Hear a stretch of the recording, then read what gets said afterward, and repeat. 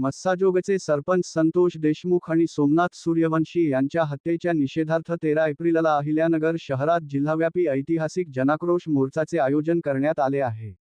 मोर्चाच्या नियोजनासाठी आज सकल मराठा समाजासह सर्वपक्षीय तसेच सर्व जाती जातीधर्मीयांची जिल्हास्तरीय बैठकीचे आयोजन करण्यात आले होते। स्वर्गीय संतोष देशमुख यांची अत्यंत क्रूरपणे हत्या करण्यात आली होती। या हत्याकांडात माजी मंत्री धनंजय मुंडे यांना सह आरोपी करण्यात यावे। फरार आरोपी कृष्णा आंधळे याला त्वरित अटक करावी।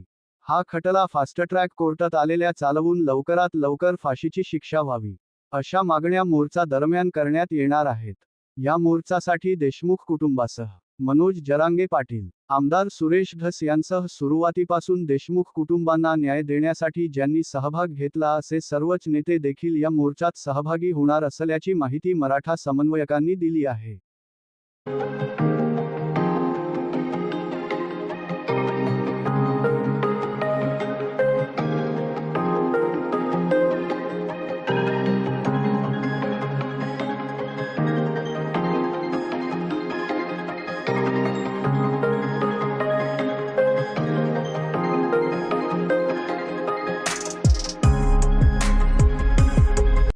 अहिल्यानगर येथे सर्व सकल मराठा समाजाच्या वतीनं मराठा क्रांती मोर्चाच्या वतीनं आज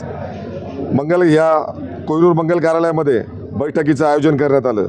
स्वर्गीय संतोष अण्णा देशमुख निगृण हत्या प्रकरण आणि आमचा दलित बांधव परभणीचा सोमनाथ सूर्यवंशी या दोघांची झालेली क्रूर हत्या याच्या निषेधात आम्ही येत्या 13 एप्रिलला अहिल्यानगरमध्ये भव्य असा मोर्चा, जन आक्रोश मोर्चा याचं नियोजन आज या ठिकाणी झालेलं आहे। या सर्व प्रकरणामध्ये ज्या नेत्यांनी, सर्व पक्षाचे नेते असतील, ज्यांनी सहभाग घेतला त्या नेत्यांना सुद्धा आम्ही या ठिकाणी आमंत्रित करणार आहोत। आणि अहिल्यानगरमधील सर्वच तालुक्यातील तळागाळातील सर्वच समाजाला म्हणजे सर्व धर्मीय, सर्व पक्षीय हा मोर्चा त्या ठिकाणी असणार आहे। सगळ्यात महत्त्वाचं आमचं जन आक्रोश मोर्चा जो आहे त्याची मागणी आहे, या हत्याकांडामध्ये सगळ्यात महत्त्वाचा आका धनंजय मुंडे यांना या हत्याकांडामध्ये सहआरोपी करण्यात यावं। आणि जे बाकीचे आरोपी आहेत, आता कृष्णा आंधळे 3 महिन्यापासून हा खरा आरोपी, हा फरार आहे, हा का सापडत नाही? कदाचित याची राजकीय हत्या या ठिकाणी झालेली आहे असा आमचा आरोप आहे।